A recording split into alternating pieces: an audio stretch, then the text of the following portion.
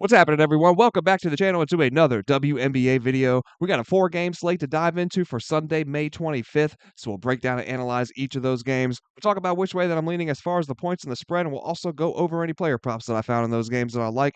And then any plays that I put in officially myself, make sure you check down there into the pinned comment. There's going to be a link down there that'll send you over to the Guy Boss Sports channel, and that's where all of my final plays will live for free.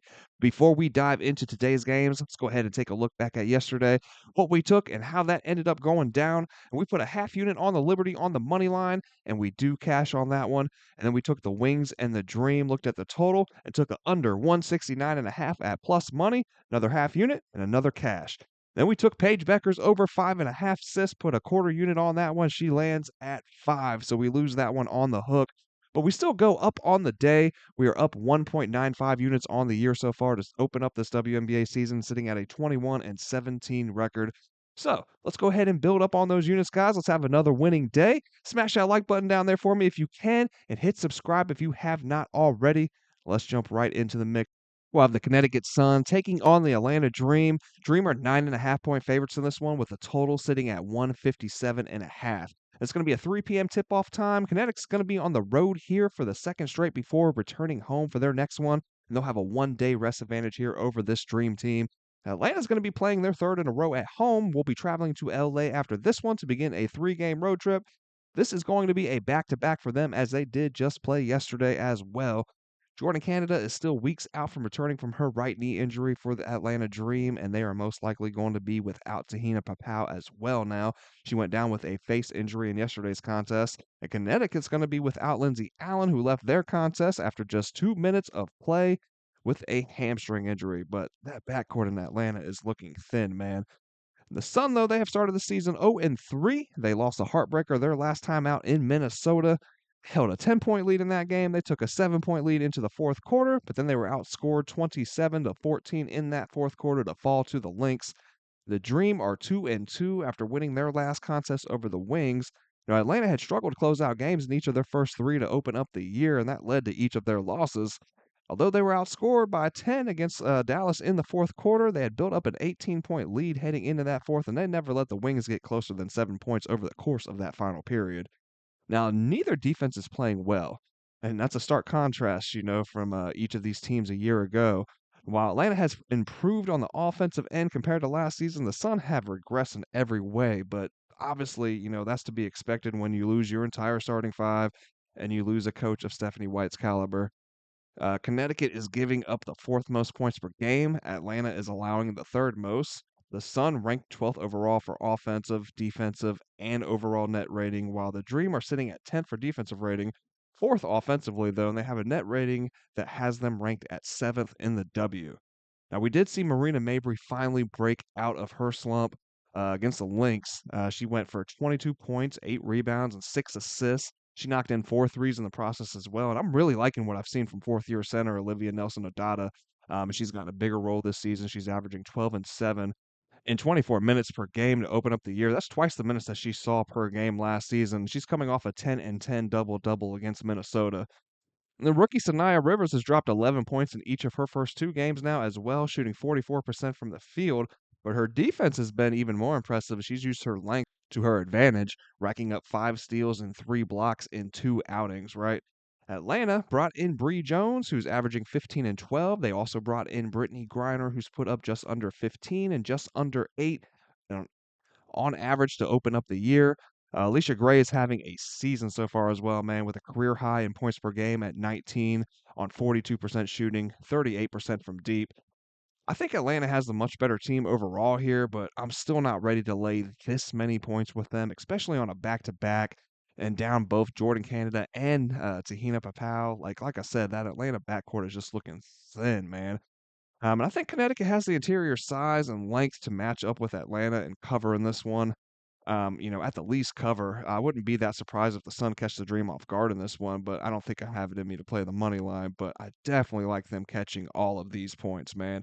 And I think it's worth noting too that Tina Charles is making her return back to Atlanta. She was formerly a Connecticut Sun before returning to Connecticut, but she left Connecticut to go play with Atlanta, right? This game is in Atlanta, so I think she's going to want to turn up and have a good game in this one, and I could definitely see that one from her as well. I just think that, this situationally feels like a better spot for the Suns, so to lay 9.5 with Atlanta in that kind of a situation, I'm just not comfortable with personally, but all the money is rolling in on the Dream still despite all of that, and, I think this opened up at 7.5, and it's moved up to 9.5 already. We've definitely seen some line movement, so I'm kinda wanting to see where that line gets to, see if I can get it even higher, see how many points I can catch with the Sun, and then I'm gonna go ahead and go on that side. Then for the total, I like an over in this one. While Connecticut's offense has struggled, this season to start, both of these defenses have had a ton of issues getting stops. The Sun have gone 2-1 to the under this season, but this was against the Lynx and the Aces. These are two teams that have defensive ratings under 100, while the Dream have a defensive rating just under 105. Then Atlanta has gotten up and over this number in 3 of the 4 games played to open up this year, so, yeah, man, that number is just too low for me to look any other way than over, so that's where I'll lean, but I do gotta say, man, Vegas put that number that low for a reason, so I'm not 100 that I can get to the window with this one.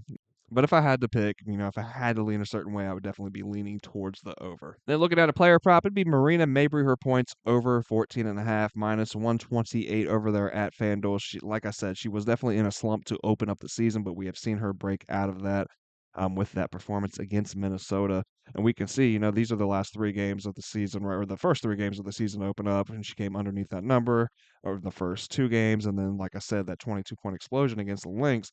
But if we scroll on down here, this is why I like it. She's getting the volume, right? 21 shots, 11 shots, and then 19 shots again against the Lynx.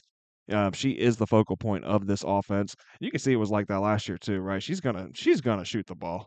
You know what I mean? She's a shooter, and she kind of reminds me of a Wale in that aspect. Like she's gonna just keep chucking up shots, whether they are falling or not. So I like our chances of her getting the 15 points here against this Atlanta Dream team with injuries in that backcourt. I think they're a little thin back there. Sam, we're looking at it's going to be the Las Vegas Aces taking on the Seattle Storm. We got a 6 p.m. tip-off time for this one. The Aces are 3.5-point favorites. Total sitting at 162.5. Both these teams are 2-1. They're riding 2-game winning streaks into this one. And the Storm are home for the second straight, while Vegas travels north here to Seattle for this road meeting that is sandwiched between 2 home games. I think the biggest thing to note in this one is right from the top, man. Jewel Lloyd returning to Seattle, where she spent the first 10 years of her career. She is also fresh off of hitting a game-winning shot for the Aces over the Mystics in their last time out. And that was a game that Vegas trailed by 6 with just over a minute to play, and then they were able to pull out a 3-point victory. Now, Seattle pulled away late and got revenge over Phoenix, right, who had beat them in the opener. Storm won that one by 7 this past Friday. While Seattle comes in with a defensive rating of 93.7, that has them sitting at 4th overall. Offensively, they sit at just 10th, and then they have a net rating of negative 2.6. That is just 9th overall in the W. The Aces come in at 6th offensively, 5th defensively, and they carry a net rating of 7.1. That is good for 4th in the W.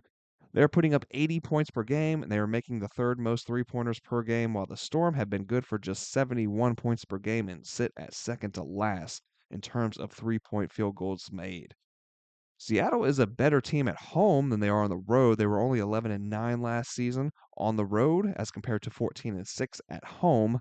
Vegas was solid on the road themselves at 14-6. I like Vegas here, man. Vegas has dominated Seattle head to head, winning 9 of the last 10 straight up. They covered in 7 of those 10. The Aces swept the Storm in the opening round of last year's playoffs, and they went 3-1 over the Storm during the regular season, winning both games in Seattle. They actually beat the Storm by an average of 9 points in their 5 wins over them last season. And then you have that Joel Lloyd returning to Seattle factor as well. Yeah, man, I'm on the Aces laying the 3.5. And then for the total, I'll look under here on account of Seattle and how slow they'll look to play this one, right? But also the fact that Vegas has actually hit the under in 2 of their first 3 games to start the season. Seattle has hit the under in each of their 3 games to begin the year. And a player prop I'm looking at in this one, that's what we just talked about. Joel Lloyd over 15.5 points. I actually like to looking at this because we can get it, let's just buy a point. We can get it at 14.5. We only need her to hit 15 against her former team. And what feels like it's going to be a revenge game, man, because there was definitely some bad blood as she left this Seattle franchise, right?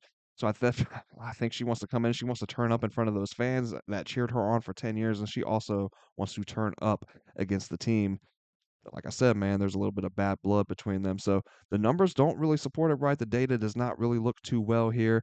Um, I think that she has struggled, definitely. I think that she was regressing last season. I've talked about it before in these videos, and I don't think that she's looked great to begin this season as well, but she is streaky, right? You can see that 20-point performance here against the Sun. She's going to have those moments, and then she had that game-winning shot here against the Mystics. I just think this is one of those moments where we see the streaky Joel Lloyd, she's either boom or bust. I think this is a boom moment, right? So that's kind of why I like buying that point there because that's another thing with these player props in the WNBA, man. I feel like, you lose a side bet, you lose a total bet, you lose it. You know what I mean? You lose a prop bet 9 times out of 10, you're losing it on the damn hook, man. Like we just lost with Paige Becker. So I don't know. I kind of feel more comfortable buying it down to 14.5, just paying a little bit of juice on that one. Joel Lloyd getting to 15 points in a revenge game. I feel that one. I like that. The next up, we're going to be looking at the Chicago Sky taking on the Los Angeles Sparks. Sparks are 4-point favorites in this one with a total sitting at 160. It's another 6 p.m. tip-off time. And this is going to be the first of a 2-game road trip for the Sky, who will bring a 1-day rest advantage into this one. But you kind of got to take that with a grain of salt as they're also traveling across the country, right, to LA. And waiting for them there is going to be the Sparks. They'll be home for the second game of a 3-game homestand. Both these teams, though, they have been disappointing to start off this season. The Sky are sitting at 0-2 with back-to-back 20-plus point losses now to open up their year, while the Sparks have lost 3 straight now to drop to 1-3 after that exciting opening night victory over the Valkyries. And, injuries have played a big part of this for LA. They did lose Ray Burrell less than a minute into the season. They are still awaiting the return of Cameron Brink from last year's ACL injury. And then we also see Rakia Jackson. She's going to miss her 3rd in a row now with a concussion. So that depth that I've spoke of with the Sparks is just really taking a hit, right? They've got a lot of it's like I've called it before, like sneaky depth, right? A lot of talent throughout that roster, but definitely taking a hit with the injuries that they're facing right now. And Chicago themselves have definitely had a rough road to open up the year, man. They sit dead last in terms of offensive rating, defensive rating, and net rating. But, look at it for what it is, man. They've had to travel to Indiana to take on the Fever, and then they returned home for the defending champions, the New York Liberty, right after that. So, 2 of the best teams in the W without a doubt to open up their year. Not an easy go whatsoever. You look at the Sparks, though, they are shooting decently overall from the field, 41%, that's 6th in the W, and then 35% from deep, that's 4th overall. And Chicago has allowed a league worst 47% shooting from deep to open up the year, but that number also feels like it's inflated, right? Because, the Liberty set a record for three-pointers made in that contest, and while the Sparks are shooting the ball well from deep, they're not the Liberty, right? And I don't think that we are gonna expect LA to come in here and break that record, right? I don't think they're gonna set the new record for three-pointers made, so definitely, think that the public's gonna be all over LA with the struggles that we've seen from Chicago this season so far, and then the fact that the Sparks are also they've started 0-2 at home. This looks like it should be one of the spots for them to get right, get their first dub in front of the home crowd this year, but I think I like catching the points with Chicago here. The Sky are again this season sitting towards the top in the league as far as rebounds per game. They're second in the W. They're just a half rebound per game behind the Fever in that aspect, and they again lead the league in offensive rebounds per game with 3 more than the next closest team, sitting at 14 offensive rebounds per game. Then the Sparks sit ninth in terms of offensive rebounds per game themselves. They are dead last for defensive and total rebounds per contest. I think Chicago feasts on the glass here, man. And if they can take advantage of their second chance opportunities, they should be able to cover this line. So this one opened up with the Sparks laying just 1.5, and then all of that money has come in on the LA side, pushing it up to 4. But I just feel like this is an overreaction to the blowouts that Chicago has endured to good teams, and then a slight underreaction to the injuries that Los Angeles is facing. So I'll take the points with the Sky here, but much like that, Connecticut Sun and Atlanta Dream game, it seems like the money is rolling in, on the Spark side. So I'm gonna see how high this number gets up to before I hop on, but definitely looking at the Sky and catching the points there. And for the total, I think we see this number as low as it is because of those struggles offensively from Chicago, but I do think we see this game played with a good bit of pace. And I don't know about y'all, but I'm not trusting either of these defenses yet. So I'd lean or over, excuse me. I'd lean over on this one, but it's most likely one that I would stay away from. Had a couple player props in this one too, like Azare Stevens, her points over 12.5. We get that at FanDuel minus 128. This is the big reason over here, talking about the Chicago struggles on defense. I I do think that those are going to continue. I don't think that we see either of these teams really step it up defensively in this game. And we can see that Azure has, this season hit at a 50% rate. The season starts right here at this mark here where she hit 11. I mean, even in this game here where she doesn't get above this 12.5, we're one basket away from her cashing, and then we're seeing a 75% hit rate. So I like Azure Stevens, man. I like the game that she has come out with this season. I liked watching her in Unrivaled. I think she was making some big strides in her game there, and I think that she has brought that momentum into this season. So I like her landing over this 12.5 point mark. And I also like looking at Angel Reese of the Sky, looking at her rebounds. And this time I like looking at the over. We're not going to get caught slipping again, man. She has hit this in 7 of her last 10 overall. We all know who Angel Reese is, man. She's hit 17 boards in her opener against the Fever and then 12 against the Liberty. Those are the 2 games played this season. So obviously that 12 is not getting us up over that mark where we need to be. But if we look at this insight over here from Outlier, we can see that on the road, she has exceeded that 13.5 rebound mark 5 straight games. She's actually averaging 18.4 rebounds in her last 5 games on the road. So I like her to continue that stretch here, man, continue that trend and get us up over this 13.5 rebounds mark. I like that it's sitting at minus 106 as well, man, over there at FanDuel. Definitely a good price. So then our last game on the slate, looking at the Washington Mystics taking on the Phoenix Mercury. Mercury are 4.5 point favorites in this one with a total sitting at 161.5. And this game also tips off at 6 p.m. Man, it has a ton of names on the injury report, right? So let's go ahead and just start there with this one. Monique Okayo Makane is questionable for this one after battling through a knee injury to open up the year for Phoenix. She scored in double figures in the Mercury's last 2 outings as well. Cock Hopper remains out. And now Natasha Mack will also be out for Phoenix. So the injury bug is kind of biting the Mercury and definitely taking a hit on the depth over there. And they already were kind of lacking in depth, man. Kind of top heavy with the big three over there. Then the Mystics are going to be down Shakira Austin for a second straight game. She's out with a concussion, and then Brittany Sykes is questionable here as well after being a late scratch Friday against the Aces. Aaliyah Edwards, though, she is listed as probable, so we may finally get to see my pick for the most improved player of the year get some run on the court. Not going to be more excited, man. She looks awesome and unrivaled. I am anticipating her debut with the Mystics this season.